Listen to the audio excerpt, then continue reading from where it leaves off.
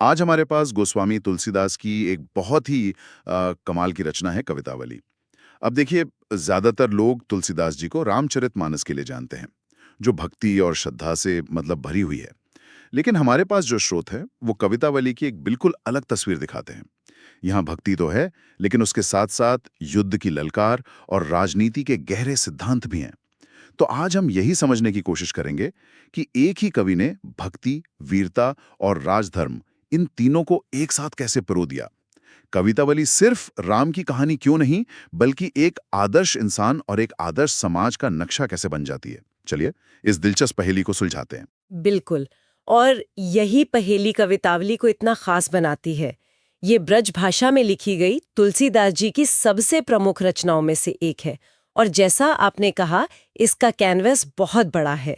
इसमें भक्ति की कोमलता है, युद्ध के मैदान की गर्मी है और समाज को चलाने वाले नैतिक सिद्धांत भी हैं।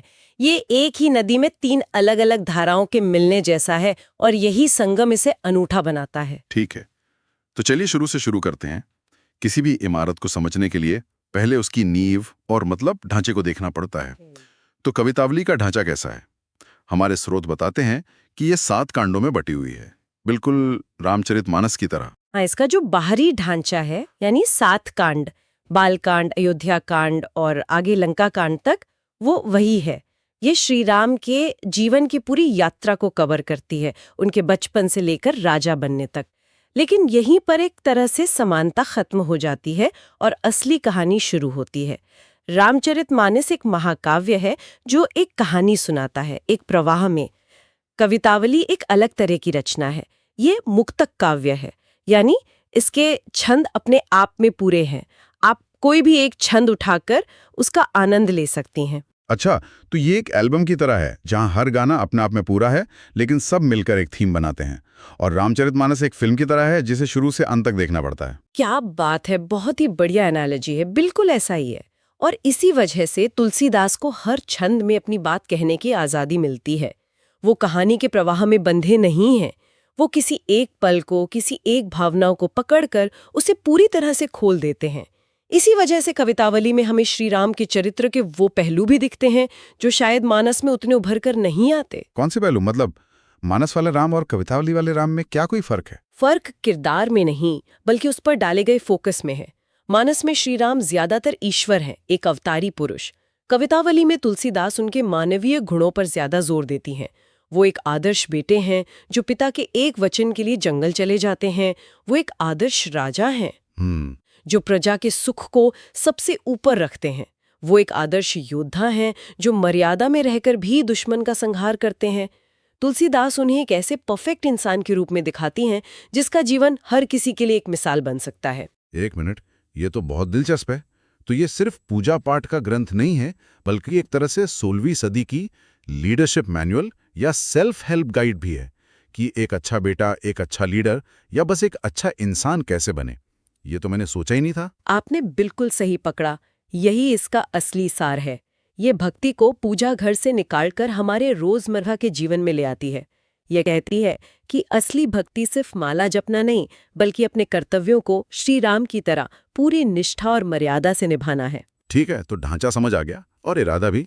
अब आते हैं उस बात पर जो मुझे सबसे ज्यादा हैरान कर रही है।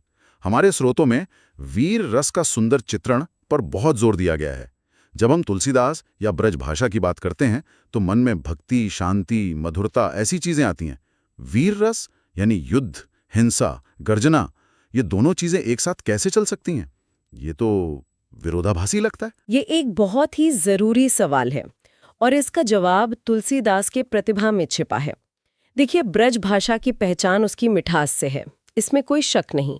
लेकिन तुलसीदास ने साबित किया कि एक समर्थ कवि के हाथ में भाषा सिर्फ एक इंस्ट्रूमेंट है। वो उसी भाषा से लोरी भी सुना सकती हैं और युद्ध का नगाड़ा भी बजा सकती हैं। लेकिन वो ये करते कैसे हैं? क्या भाषा का व्याकरण बदल देते हैं? नहीं, वो व्याकरण नहीं बदलती, वो भाषा का संगीत बदल देती हैं। जब युद्ध का सीन आता है, खासतौर पर लंका कांड में, तो वो कोमल शब्दों को हटाकर कठोर और संयुक्त अक्षरों वाले शब्दों का इस्तेमाल करती हैं। ऐसे शब्द जिन्हें बोलने में जोर लगे, जिनमें एक तरह की गूंज हो। वो ध्वनि अनुकरण वाले शब्दों का इस्तेमाल करती हैं, जिन्हें ओनोमोटोपिया कहते हैं। आपको बाणों की सरसराहट, रथों की गड़गड़ाहट और योद्धाओं की चीत्कार सच में सुनाई देने लगती है। अरे वाह! तो वो सिर्फ ये नहीं बताती हैं कि लड़ाई हुई, वो शब्दों से लड़ाई का साउंड ट्रैक बना देते हैं। बिल्कुल। ब्रज भाषा की मिठास के बीच ये शब्द एक धमाके की तरह आते हैं। कल्पना कीजिए आप एक शांत मधुर बांसुरी सुन रहे हो और अचानक बीच में दमदार ड्रम्स बजने लगे। वो जो प्रभाव पैदा करेगा, वही प्रभाव कवितावली में युद्ध के छंद पैदा करते हैं। तुलसीदास ने भाषा की कोमलता और उसकी कठोरता दोनों का इस्तेमाल बड़ी महारत से किया है। तो ये जो वीरता है, ये सिर्फ शारीरिक शक्ति या मारकाट के बारे में है, या इसका उस दूसरी चीज से कोई गहरा नाता है जिसका जिक्र है, भक्ति भावना? क्या राम की शक्ति उनकी भक्ति से ही आती है? अब आप मुद्दे की जड़ तक पहुंच रहे हैं। कवितावली में वीरता कभी भी अकेली नहीं आती, वो हमेशा भक्ति और धर्म के साथ जुड़ी होती है। श्री राम का पराक्रम अहंकार से पैदा नहीं होता, वो अन्याय को खत्म करने के कर्तव्य से पैदा होता है। उनकी शक्ति का स्रोत उनका आत्मबल है और उस आत्मबल का स्रोत है धर्म और ईश्वर में उनकी अटूट आस्था। मतलब उनकी वीरता विनाश के लिए नहीं, रक्षा के लिए है। एकदम सही। ये बहुत बड़ा अंतर है। रावण भी वीर है, लेकिन उसकी वीरता अहंकार, वासना और सत्ता के लालच से चलती है, इसलिए उसकी वीरता विनाशकारी है। श्री राम की वीरता धर्म की रक्षा के लिए है, इसलिए वो कल्याणकारी है। तुलसीदास यहाँ एक बहुत बड़ा संदेश दे रही हैं। शक्ति अपने आप में अच्छी या बुरी नहीं होती। जब शक्ति धर्म और करुणा के साथ जुड़ती है तो वो समाज के लिए वरदान बन जाती है। लेकिन जब वही शक्ति अहंकार के साथ जुड़ती है तो वो अभिशाप बन जाती है। और भक्ति का क्या रोल है इसमें? एक भक्त तो आमतौर पर विनम्र और शांत होता है, वो युद्ध के मैदान में कैसे खड़ा हो सकता है? तुलसीदास के लिए भक्ति कायरता नहीं है। भक्ति का मतलब अन्याय को चुपचाप सहना नहीं है। उनकी भक्ति एक आंतरिक शक्ति देती है जो आपको धर्म के लिए लड़ने का साहस देती है। कवितावली में तुलसीदास खुद एक भक्त के रूप में मौजूद हैं। जब वो राम के पराक्रम का वर्णन करती हैं तो वो सिर्फ एक कवि नहीं होती, वो एक गौरवान्वित भक्त होती हैं जिसे अपने भगवान की शक्ति पर गर्व है। ये भक्ति ही है जो श्री राम की वीरता को क्रूरता बनने से रोकती है। वो सबसे बड़े योद्धा हैं, लेकिन साथ ही सबसे बड़े करुणामयी भी हैं। यही संतुलन कवितावली को अद्वितीय बनाता है। ये तो कमाल का नजरिया है। मतलब वीरता और भक्ति एक दूसरे के विरोधी नहीं, बल्कि पूरक हैं। एक शरीर है तो दूसरा आत्मा। ये सब सुनकर मुझे लग रहा है कि ये सिर्फ एक व्यक्ति की कहानी नहीं है।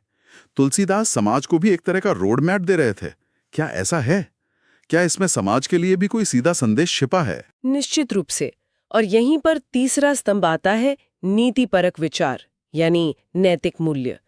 कवितावली सिर्फ राम की कहानी नहीं, बल्कि राम राज्य की कहानी भी है। और राम राज्य सिर्फ एक राज्य नहीं, बल्कि एक आदर्श समाज की परिकल्पना है। तुलसीदास बार बार उन मूल्यों की बात करती हैं जिन पर ऐसा समाज टिका होता है। कौन से मूल्य? क्या आप कोई उदाहरण दे सकती हैं कि ये संदेश कैसे दिया गया है? बिल्कुल। जैसे जब श्री राम केवल पिता के वचन का मान रखने के लिए 14 साल के लिए जंगल चले जाते हैं, हाँ, तो ये सिर्फ एक बेटे की आज्ञाकारिता नहीं है। ये धर्म और मर्यादा का सबसे बड़ा उदाहरण है कि अपने वचन और कर्तव्य का मान अपनी सुख सुविधा से बढ़कर है। जब वो शक्तिशाली राक्षसों की सेना से लड़ते हैं तो ये साहस का प्रतीक है जो सिखाता है कि अन्याय कितना भी ताकतवर क्यों ना हो, उसके सामने झुकना नहीं चाहिए। और उनका पूरा जीवन सत्य के प्रति उनकी निष्ठा को दिखाता है। लेकिन क्या ये सब कुछ ज्यादा ही आदर्शवादी नहीं लगता? आज की दुनिया में जहां चीजें इतनी जटिल हैं, क्या मर्यादा और धर्म जैसे शब्दों के मायने ही नहीं बदल गए हैं? ये एक वाजिब सवाल है। तुलसीदास भी जानती थीं कि ये आदर्श ऊंचे हैं और इन्हें पाना मुश्किल है, लेकिन उनका मानना था कि किसी भी समाज को आगे बढ़ने के लिए अपने सामने एक ऊंचा आदर्श रखना ही पड़ता है। अगर आपके पास कोई मंजिल ही नहीं होगी तो आप चलेंगे किस दिशा में? उनका मानना था कि जब समाज के लोग, खास तौर पर जो सत्ता में हैं, इन आदर्शों का पालन करने की कोशिश करते हैं, तभी एक समाज और एक राष्ट्र की असली तरक्की हो सकती है। ये सिर्फ व्यक्तिगत मोक्ष या पुण्य कमाने की बात नहीं है, ये सामूहिक कल्याण का, एक बेहतर समाज बनाने का रास्ता है। और ये सब कुछ उस भाषा में कहा गया है जिसके बारे में स्रोतों में लिखा है कि वो सरल और प्रभावशाली है। ब्रज भाषा में होने के बावजूद कैसे समझना वाकई आसान है? यहाँ सरल का मतलब ये नहीं है कि भाषा में कोई गहराई या सुंदरता नहीं है। सरल का मतलब है कि वो सीधी दिल तक पहुंचती है। तुलसीदास ने भारी भरकम विद्वानों वाली भाषा का इस्तेमाल नहीं किया। उन्होंने वो भाषा चुनी जो उस समय के आम लोग बोलते और समझते थे। भाव बहुत गहरे हैं, पर उन्हें कहने का तरीका सहज है। उनकी भाषा में एक प्रवाह है, एक संगीत है जो उसे यादगार बना देता है। यही वजह है कि कवितावली के बहुत से छंद आज भी लोगों को जुबानी याद हैं। इसकी असली ताकत इसकी सादगी में ही छिपी है। तो आज की इस सारी बातचीत को अगर समेटना हो तो हम कवितावली के बारे में क्या कह सकते हैं? इसका निचोड़ क्या है? इसका निचोड़ यह है कि कवितावली एक बहुआयामी रचना है। ये एक ही समय में एक भक्ति ग्रंथ, एक वीर काव्य और एक नीति शास्त्र है। ये हमें सिखाती है कि एक आदर्श व्यक्ति कैसा होता है, जो शक्तिशाली होकर भी विनम्र हो, जो भक्त होकर भी साहसी हो। ये एक आदर्श समाज का खाका खींचती है, जो न्याय, सत्य और मर्यादा जैसे मूल्यों पर आधारित हो। ये सिर्फ अतीत की कहानी नहीं सुनाती, बल्कि एक बेहतर भविष्य के लिए एक नक्शा भी देती है। इसका मूल संदेश यही है कि धर्म, मर्यादा, साहस और सत्य ये सिर्फ किताबी शब्द नहीं है, बल्कि यही वो नींव है जिस पर किसी भी व्यक्ति या समाज की महानता की इमारत खड़ी हो सकती है। तो ये बिल्कुल साफ है कि कवितावली सिर्फ कविताओं का संग्रह नहीं है। ये श्री राम के जीवन को एक आईना बनाकर हमें दिखाती है कि कैसे एक इंसान अपने कर्मों से, अपने आदर्शों से भगवान का दर्जा पा सकता है। ये वीरता, भक्ति और सामाजिक जिम्मेदारी का एक ऐसा संगम है जो आज भी उतना ही प्रासंगिक है। और ये हमें एक बहुत ही जरूरी सवाल पे लाकर छोड़ती है। तुलसीदास का संदेश साफ था, समाज की उन्नति आदर्शों का पालन करने से होती है। उनका मानना था कि धर्म, मर्यादा,